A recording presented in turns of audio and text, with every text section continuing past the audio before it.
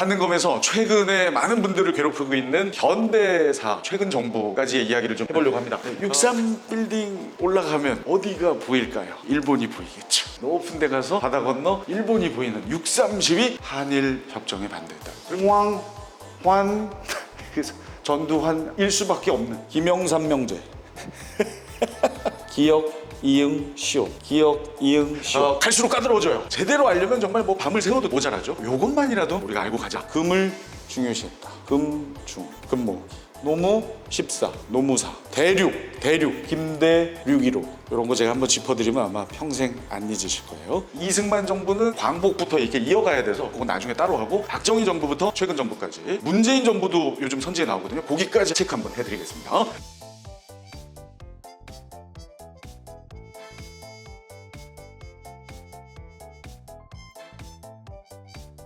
박정희 정부인데요. 다들 아시다시피 5.16 군사정변으로 그 전에 정부였던 장면 내각을 붕괴시키고 박정희 군부가 등장을 하죠. 이때 꼭 기억해 두실 게 군사혁명위원회라는 거고, 나중에 통일주체국민회의, 조금 있다가 나올 전두환 정부 때 국보위, 국가보위 비상대책위원회, 대통령 선거인단, 여러 가지 용어들이 막 복잡하게 얽혀서 우리 수험생들을 힘들게 하기 때문에 군사혁명위원회는 아직 군부일 때 조직을 해서 지난 정부 없애고 새롭게 만들어 보겠다 할 때 그 용어입니다. 군사혁명위원회로 5.16 군사정변을 일으켰다면 이제 내가 나라를 만들겠다, 이게 바로 국가재건최고회의. 요 용어도 꼭 알아두셔야 돼요. 국가재건최고. 박정희 정부. 그리고 여러분, 박정희 대통령이 누구에게 피살됐습니까? 김재규 중앙정보부장이죠. 중앙정보 이때 만들어 지금 정부를 새로 만들기 위해서 세웠던 조직들, 군사혁명위원회, 국가재건최고회의, 중앙정보부를 창설했다. 그 다음에 이제 본격적으로 대통령이 되기 위한 개헌을 단행합니다. 62년에 대통령 직선제, 그리고 그 전에 장면 내각은 뭐예요? 대한민국 정부 중에 유일한 의원 내각제 양원제였는데 이번에는 단원제로 바꾸고 대통령 직선제로 개헌을 합니다. 그리고 나서 당선이 되죠. 이제부터는 박정희 정부의 이야기인데 자주 시험에 나오는 이야기들을 다 넣어놨어요. 63 시위 중요합니다. 정말 많이 나옵니다. 63 시위. 이게 63년에 일어났으면 얼마나 좋겠어요. 근데 64년에 일어났어요. 거의 비슷하니까 63 시위는 64년이다. 박정희 정부 시절에 큰 시위가 대표적으로 63 시위하고 3.1 민주구국선언이 있는 이 두 가지가 조금 헷갈릴 수 있습니다. 63 시위는 결론부터 얘기하면 한일 협정에 반대해서 일어난 시위예요. 3.1 민주구국선언은 유신체제에 반하는 구국선언이에요. 요거 나중에 엄청 헷갈려. 가만있어. 3.1 민주구국선언이 일본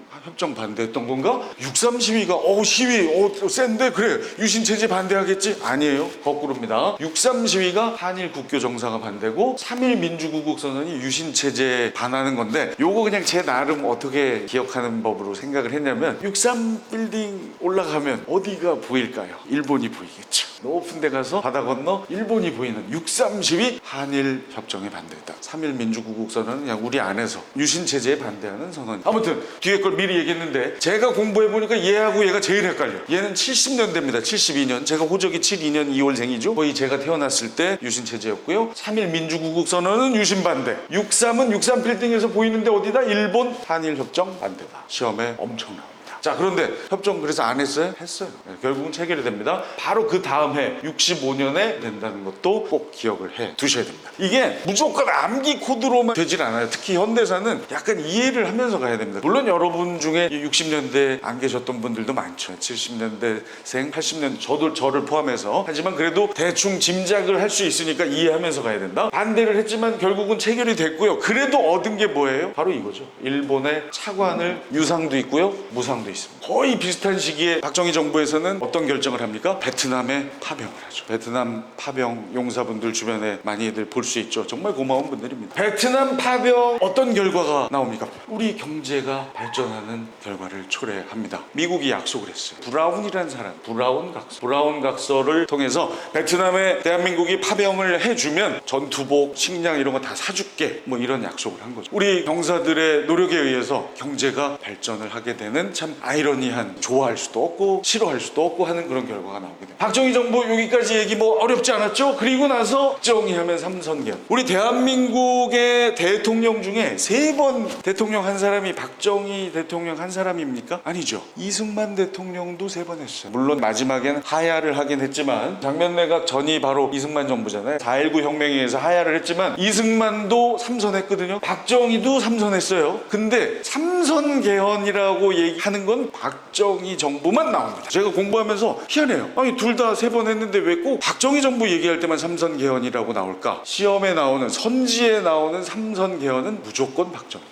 이게 이렇게 되면 또 길어지지만 이승만 대통령도 3번 대통령 하려고 개헌을 하긴 해요. 근데 그걸 우리가 삼선 개헌이라고 안 합니다. 무슨 개헌이라고 그래? 4.4.5입 개헌. 4 밑에 버리고 5 이상 올린다 해서 이 헌법을 만들었을 때 대통령에 한해서 중임 제한을 철폐한다. 그게 통과되는 바람에 3번 대통령이 됩니다. 조금 길어졌는데 아무튼 삼선 개헌은 선지에 나오면 박정희 정부다. 언제? 369 1969년. 이게 또 6차 기원. 그리고 나서 1972년 제 호적상의 생일인 1972년에 드디어 유신체제를 선포하게. 무지막지한 체제죠. 여기서 꼭 알아두셔야 될 용어가 바로 통일주체국민회의. 통일주체국민회의라는 조직을 통해서 대통령을 뽑아요. 간선이겠죠. 이 사람들이 대신 뽑는 거니까요. 그리고 임기는 6년이에요. 유신이니까 6입니다. 유 6년인데 계속 하면 되니까. 유신헌법이 무지막지한 이유 중에 하나는 국회의원의 3분의 1을 추천할 수 있어요. 추천만 합니까? 거의 당선이 된다고 보면 되죠. 3분의 30% 이상을. 여기는 제가 안 써놨는데 국회를 해산할 수 있는 권리, 초강력한 대통령의 권한을 유신헌법에서 규정했다. 그랬더니 어떤 시위가 나요? 아까 6.3 시위할 때 말씀드렸죠. 6.3은 6.3 빌딩이니까 한일협정 반대고요. 3.1 민주구국선, 대표적인 유신체제에 반대하는 여러 정치인들의 선언입니다. 그리고 장준하 씨가 개헌청원 100만인 서명운동을 또 합니다. 이것도 안 됩니다. 이거 다시 바꿔야 됩니다. 100만인에게 서명을 받는 운동. 박정희 정부 때 반드시 등장하는 이야기, 인혁당 재건이 사건. 인민혁명당의 준말이에요. 인혁당이. 인혁당 재건이 사건도 유신체제 하에 있었다.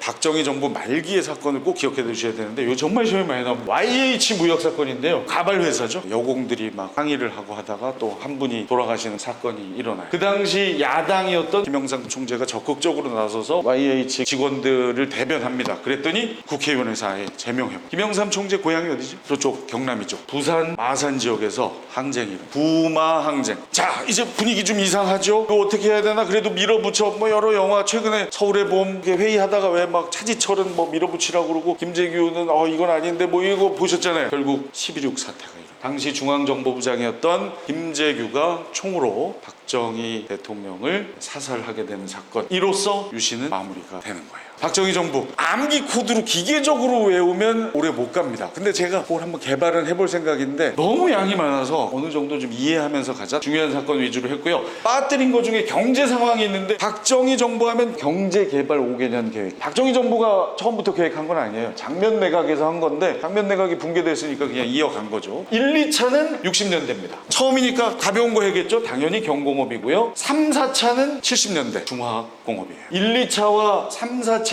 딱 중간이 뭐냐? 1970년입니다. 저보다 한 살 형들. 자, 경공업에서 중공업으로 중화학공업으로 바뀌려면 제일 중요한 게 뭐겠어요? 도로죠, 도로. 우리가 놀러 갈 때 이용하는 경부고속도로가 정확히 70년에 완성이 됩니다. 그리고 경공업이 처음에 잘 되다가 마지막에 좀 안 좋아요. 노동자들을 막 혹사시키기만 하고 수많은 그 노동자분들이 힘들어지고요. 그분들의 마음을 대변하는 이야기를 하면서 안타깝게도 분신을 한 분이 계시죠. 바로 전태일의 분신 사건, 정확히 1970년. 그리고 이 1970년대 아주 중요한 이야기 방금 얘기했죠. 임금은 적게 주고 농산물 가격도 좀 적게 해서 싸게 해서 많이 먹어라. 근데 농민들은 힘들죠. 그렇게 되면. 그래서 고가 곡물의 가격도 낮고 임금도 낮고 그러다 보니 전태일 열사 같은 분들이 근로기준법을 준수해달라고 외치면서 분신하는 사건. 1970년에 굵직굵직한 일들이 이렇게 많이 일어난다는 거 아시고요. 73년에 오일 쇼크가 일어나요. 석유파동이 있고 73년에 1차 또 한 번의 석유파동이 일어납니다. 정말 경제가 힘든 상황이었는데도 불구하고 럭키세븐 77년에 대한민국 경제 사상 최초로 수출 100억 불을 달성해요. 이게 참 희한하죠? 양쪽으로 석유 파동이 있었는데도 그 중간 77년엔 잭팟을 터뜨립니다. 이런 거 왜 기억해야 돼요? 다음 중 수출 100억 불을 최초로 달성한 정부의 이야기가 아닌 것은. 새마을운동은 굳이 설명할 필요 없을 정도로 박정희 하면 떠오르는 키워드죠. 새벽종이. 자, 그리고 저희 이모도 지금 독일에 계시거든요. 간호사로 삼촌이나 아저씨들 중에 광부 일을 하러 가셔서 임금이 센 대신에 너무 힘들죠. 가족들, 국가 경제를 위해서 그때 애쓰신 분들 소독에. 그리고 이제는 외우지 않을 겁니다만 우리는 민족 중흥의 역사적 사명을 띠고 이 땅에 태어났다. 국민교육헌장은 68년이라는 것까지. 박정희 하면 나오는 키워드들입니다. 거의 20년간 집권했기 때문에 양이 많아요. 다 한 게 아닙니다. 요거 꼭 한번 저하고 같이 말고 따로 공부 한번 해보세요. 11.6 사태에 의해서 박정희 대통령이 서거합니다. 이걸 정리하겠다고 나선 세력, 요 용어 알아둬야 되죠. 박정희는 군부, 새로운 군부, 신군부, 전두환, 노태우. 비상계엄을 처음에 선포하죠. 그걸 확대해요. 그게 바로 1980년 5월 17일 다음날 5.18 민주화 운동 진압하면서 그때 꼭 기억해야 될 용어 바로 국가보위 비상대책위원회. 알아두시라고. 국보위로 줄여서 이야기를 하는데 국가 재건 최고회의는 누구다? 박정희 정부죠. 박정희 정부 유신체제 때 대통령 어디서 뽑았어요? 통일주체국민회의. 미치겠죠? 너무 많죠. 좀 이따가 전두환 정부는 대통령 선거인단이 또 뽑아요. 자, 이렇게만 정리 한번 할게요. 박정희 군사혁명위원회로 출발해서 국가를 내가 재건해보겠다. 재건 최고회의로 본격적으로 정치를 시작하고 대통령은 어디서 뽑았다? 통일주체국민회의. 유신 때 그냥 거의 손 만드는 수준으로 통일주체국민회의에서 뽑혔다. 전두환 이제 신군부인데요. 국가재건 최고회의가 박정희라면 전두환은 국가보위 비상대책위원회. 국보위. 근데 국보위 하면 요 비상이 빠지잖아요. 그래서 저는 보통 국보비위? 비위가 아주 국보네. 비위가 아주 좋아. 국보비위. 보통 국보위라고 합니다. 그리고 신군부가 이제 이게 우리 나라 기강을 잡아야겠어 하다 보니 무지막지한 교육을 실시하는 바로 삼청교육대 전두환 정부.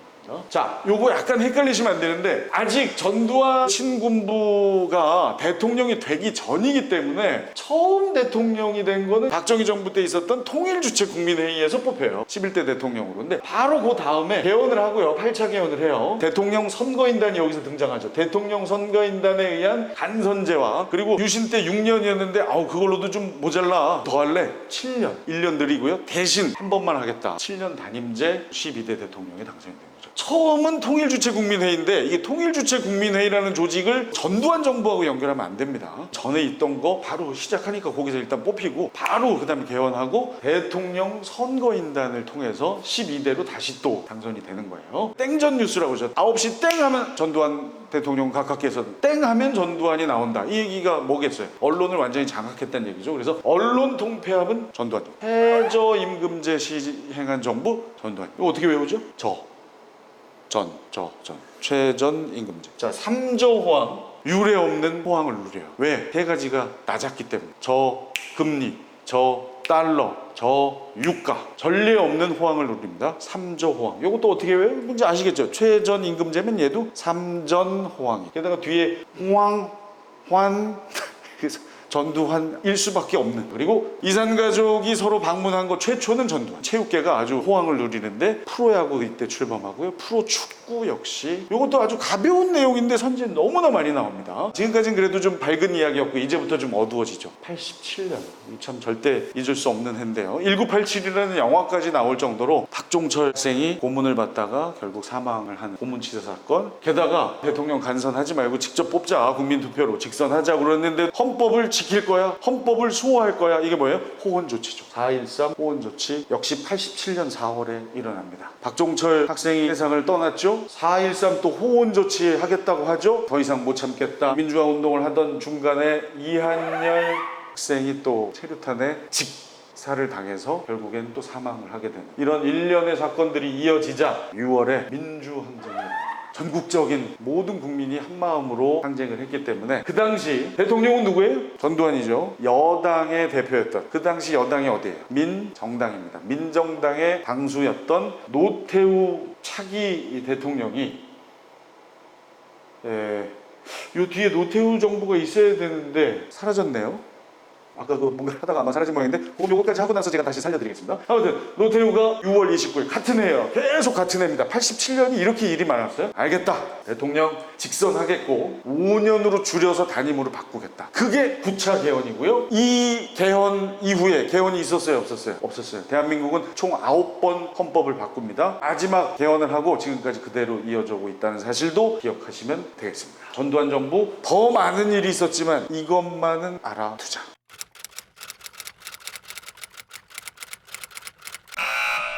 5년 단임의 대통령 직선제를 내용으로 한 9차 개헌이 통과됐고요. 그 당시에 다들 야당이 이제 대통령이 되겠다, 누구든 뭐 나오기만 하면 되겠다 했었는데 후보가 너무 많았어요. 그리고 결국 단일화가 안 됐습니다. 결과는 노태우 여당 당수가 당선이 되죠. 여기서 제일 중요한 건 바로 이 6.29 선언의 의미인데요. 방금도 말씀드렸다시피 어찌됐든 여와 야가 정말 합의를 했어요. 아주 평화적으로 여야 합의에 의한 평화적 정권 이양, 이 얘기 나오면 6.29 선언, 그걸 통해서 9차 개헌을 통해서 당선된 대통령 누구다? 노태우. 그러다 보니 야가 더 커요. 바로 이게 여소야대. 여당 의원들이 너무 적다. 그래서 합당을 추진합니다. 김영삼, 김종필, 노태우 3당의 당수들이 모여서 합의를 보죠. 그래서 탄생한 당이 뭐예요? 그 전에 노태우 당수는 민정당이었습니다. 그런데 이제 야당 두 당과 합하면서 민자당으로, 자, 선지에 민자당 얘기 나오면 무슨 정부예요? 노태우 정부. 그래서 이 말씀을 드리는 겁니다. 노태우 정부 제일 중요한 거 바로 국방 외교. 사회주의 국가와도 수교를 추진합니다. 세 개만 알아주세요. 홍소중. 그리고 남북 관계에서 가장 중요한 세 가지 키워드가 있는데요. 남북이 유엔에 동시 가입해. 남북 유엔 동시. 보통 시간차 두고 하는 게 기본이에요? 동시에 하는 게 기본이에요? 동시에 하는 게 기본이잖아요. 기본 합의서. 이거 뭐 그거하고 상관은 없긴 합니다만 이렇게 외우시면 돼요. 남북이 유엔에 동시 가입.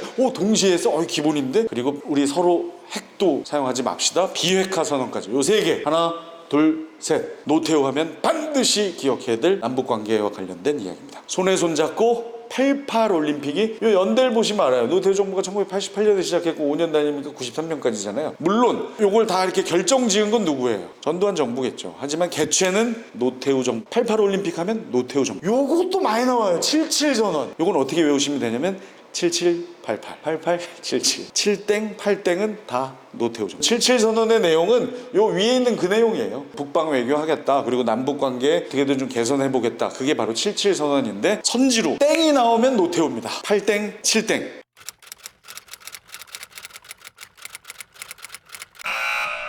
93년에 시작했죠. 저는 잊을 수가 없어요. 왜냐면 제가 방송에 데뷔한 해입니다. 여러분도 혹시 연도 중에 나의 추억과 관련된 걸 같이 이렇게 하시면 나만의 암기법이 되는 거예요. 아까 이거 지나갔지만 박정희 정부 때 유신 체제 선포한 거 제 생년하고 똑같다고 그랬어요. 좀 뭐 죽어도 안 잊죠. 72년에 유신 체제. 93년 김영삼 정부의 출범은 저의 방송 데뷔와 똑같습니다. 대학 3학년 때 김영삼 정부가 출범을 했어요.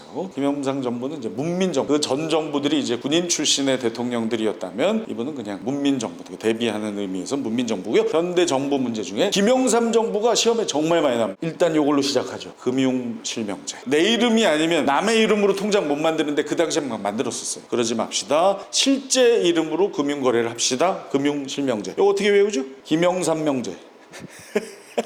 기억, 이응, 시옷. 기억, 이응, 시옷. 이런 거 제가 한번 짚어드리면 아마 평생 안 잊으실 거예요. 금융실명제, 김영삼명제. 기억, 이응, 시옷. OECD 경제개발협력기구 최초로 가입한 거 김영삼입니다. 국제무역기구 WTO 월드 트레이드 올가니제이션 해서 김영삼 정부. IMF 잊을 수 없죠. 우리가 97년에 경험한 IMF가 뭐예요? 국제통화기금입니다. 문제 있는 나라가 있으면 이렇게 돈 빌려주고 하는데요. 국제통화기금. IMF에 구제금융을 신청한 때 바로 김영삼 정부입니다. 요 세 개 어떻게 하면 안 잊을 수 있을까? 일단 OECD는 O가 0이고요. 한자로 보면 석삼 이렇게 쓰잖아요. 네, 여기다 하나만 기우면 2죠. 그러니까 0이고 그럼 03 이렇게 해도 되고요. OECD, WTO, IMF 공통점 뭐예요? 영어잖아요. 영어. 영어로 된 기구 가입 내지는 돈 빌렸다 이러면 김영삼. 그 안에서 또 OECD는 03으로 또 막 이렇게 하여튼 막 이쪽 저쪽에서 막 안 잊을 수 있도록 작업을 해놔야 됩니다. 물론 노무현 정부 때 FTA라는 영어가 나와요. 그거는 거기 가서 다시 말씀드리겠습니다. 기본적으로 영어 OECD, WTO, IMF 김영삼. 김영삼 명제 금융실명제. 위에 한 게 제일 많이 나오는 거고, 이제 조금 어렵게 해서 좀 사람 좀 헷갈리게 할 때 하는 거 역사 바로 세우기. 김영삼 정부에서 합니다. 대표가 뭐예요? 조선 총독부 건물이 있었어요. 그거 철거합니다. 그리고 전 정부의 대통령들을 법정에 세우죠. 전두환, 노태우를 구속합니다. 그리고 또 하나, 조선 총독부를 철거했다. 일제강점기의 아픈 기억들 이제는 마음으로는 기억하되 눈으로는 보지 맙시다. 국민학교가 사실은 황국신민학교의 준말이에요. 국민, 이게 안 좋은 말이에요. 저도 입학은 국민학교를 했거든요. 그런데 이제 시간이 지나서 이때가 이제 제가 대학 때니까 제 국민학교가 더 이상 국민학교가 아니에요. 이것도 역시 역사 바로 세우기의 일환이다. 요거 그냥 무작정 외우지 마시고, 아, 역사를 바로 세운 사람, 작업을 한 사람 김영삼 정부인데 그게 뭘까? 일제강점기의 잔재들 없앤다? 총독부 철거? 국민학교를 초등학교로. 그리고 또 하나, 전 정부의 잘못들을 꾸짖겠다? 전두환, 노태우 구속. 이렇게 하나 빠진 게 있죠. 제가 안 한 거 뭐예요? 민노총의 출발. 자, 민노총의 출발은 요거 엄청 헷갈립니다. 예, 우리 대한민국 정부 중에 전국 민주노동조합의 총연맹이 창설됐을 것 같은 정부가 얼마나 많아요. 그런데 김영삼 정부예요. 요거 어떻게 기억하시면 좋은 줄 아세요? 바로 IMF와 연결하면 됩니다. IMF에다가 돈을 빌려달라고 할 정도면 얼마나 노동자들이 힘들었겠습니까? 민노총은 김영삼 정부다. 왜? IMF의 구제 금융을 신청할 정도로 국가의 위기였기 때문에. 이렇게 하시면 안 됩니다. 암기도 명분 있는 암기를 하셔야 오래 간다. 자, 드디어 김대중 정부로 바뀌게 됩니다. 김대중 정부에서 제일 먼저 기억해야 될 건 뭘까요? 그 전 정부 IMF에서 돈 빌렸죠. 외환위기 극복이 그 얘기죠. 구제금융 신청한 거 조기 졸업합니다. 바로 그 다음 정부 때. 그게 쉽겠어요? 그러려면 돈이 있어야 될 거 아니에요. 외환은 없는데 뭐가 있어요, 우리나라. 우리 대한민국 국민 대단한 사람들이죠. 자신의 금들을 십시일반 다 내놓기 시작합니다. 금 모으기 운동. 온 국민이 한마음으로 빨리 졸업합시다 해서 결국 김대중 정부 때 IMF 조기 졸업을 이루어냈다. 요거 반드시 기억해 주셔야 되는데, 김대중, 김은 요거 중이 가운데 중자. 금을 중요시했다. 금 모으기. 금만 모은다고 IMF 탈출하진 않죠. 노사정위원회라는 거. 노동자, 사측, 그리고 정치인까지 모두가 함께 모여서 이 위기를 극복해 봅시다. 노사정위원회가 이때 발족됐다. 이것도 그렇게 기억하시면 돼요. IMF를 탈출하려면 어떻게 되냐? 노동자와 사측과 정치인들이 함께 머리를 맞대야 된다. 한자 이렇게 바꿔서 외우는 건, 제가 암기법 참 좋아하는 선생님 한 분이 있는데 그분은 이렇게 하더라고요. 요거를 기억하라고. 국민기초생활보증법, 김대중. 때로는 이런 아주 정말 단순한 것들을 한 번씩 해둠으로써 안 잊는 방법입니다. 김대중 대통령은 노벨 평화상을 수상할 정도로 국민의 복지에 신경을 많이 쓰셨죠. 그러다 보니 국민기초생활을 보장하는 법이다. 장을 중으로 바꿔서 국민기초생활보증법으로 외우자. 2003년까지 정부를 이끌었기 때문에 2002년에 일어난 스포츠 축제, 2002 한일 월드컵, 부산 아시안 게임까지, 자, 이제 남북 관계에 있어서 정말 이것 때문에 노벨 평화상 수상을 하시게 된 게 아닐까 싶습니다. 대한민국 역사상 최초로 남북의 정상이 만납니다. 김정일 국방위원장하고 김대중 대한민국 대통령이 어디서 만나요? 평양에서 만나요. 그리고 선언을 하죠. 6.15 남북 공동선언. 어디서 만났다고요? 판문점 아니에요. 평양이에요. 그리고 요 6.15도 헷갈려요. 나중에 14하고 헷갈려요. 14는 누구예요? 노무현 정부입니다. 두 정부 모두 남북 정상이 만났어요. 처음으로 만난 게 6.15 김대중 정부, 두 번째 만난 게 노무현. 만나서 선언한 게 14. 6.15 김대중, 14 노무현.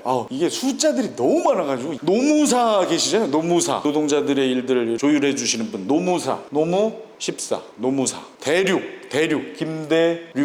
김대륙. 자, 대륙 노무사. 일단 6.15하고 14가 있다라는 걸 알아두시고, 그것마저 모르면 이건 뭐 해결이 안 돼요. 둘 중에 헷갈릴 땐 김대륙 노무사. 그리고 제가 이거 왜 써놨게요? 평양. 문제가 어려워지면 이거를 헷갈리게 하는 문제가 나올 수 있어서 1차, 2차 둘 다 평양입니다. 미리 얘기할게요. 세 번째는 바로 문재인 정부인데요. 이 문재인 정부는 이게 특이해요. 이게 한번 나오더라고요. 문재인 정부 때는 총 3번 회담을 갔습니다. 문재인 정부만 1, 2, 3차가 있어요. 그중에 1, 2차를 판문점입니다. 기억나시죠, 여러분? 문재인 대통령하고 김정은 국방위원장이 이렇게 다리 건너가지고 가서 악수. 거의 판문점이죠. 1, 2차는 판문점. 그래서 선지에 판문점에서 남북의 정상이 회담을 가졌다 하면 김대중이에요, 노무현이에요? 둘 다 아니죠. 두 분 다 평양이잖아요. 판문점은 문재인 정부만 해당된다. 요거 미리 얘기했고요.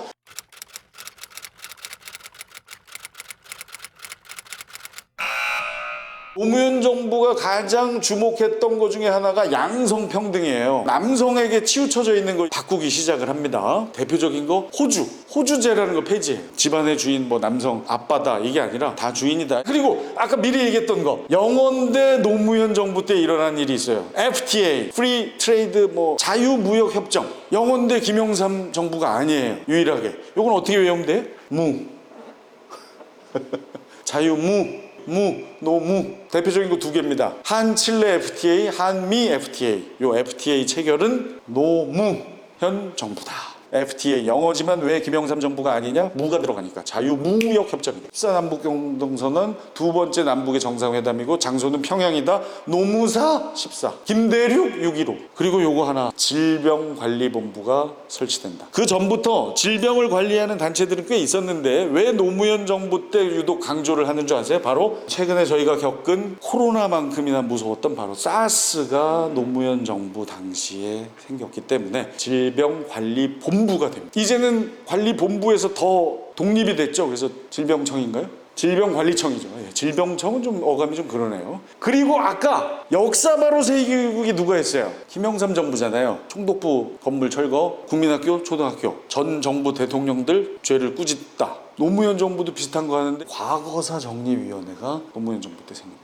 역사 바로 세우는 건 김영삼, 과거사 정리는 노무현. 국민기초생활보증법은 김대중이죠. 노인장기요양보험법은 노무현입니다. 노인장기요양 이렇게 할 수밖에 없어요. 왜? 다 좋은 법이니까 누가 해도 어울리잖아요. 그러니까 헷갈리는 거예요. 그러면 이런 장치가 없으면 시험장에 들어가면 혼란스러워. 노인장기니까 노무현이고요. 국민기초생활보증법 원래 장법이지만 김대중입니다.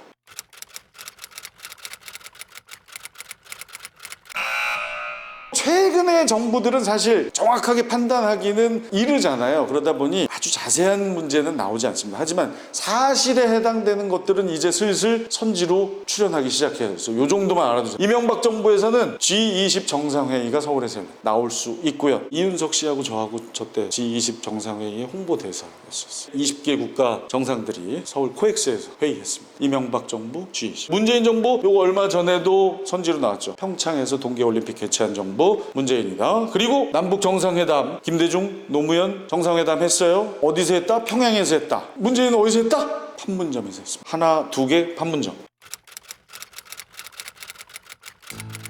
지난번에 이 촬영을 해서 올려드렸더니 많은 분들이 아유 그거 더운데 양복 입지 말고 좀 시원하게 해라. 그래서 오늘 반바지에 이렇게 반팔했는데 그래도 덥네요. 현대 정부 이야기 요 정도만이라도 알아두시면 조금 든든하실 겁니다. 요거 모자란 거 혹은 잘못된 거는 제가 앞으로도 계속 연구해서 또 올려볼게요. 다음 컨텐츠에서 뵙겠습니다. 화이팅!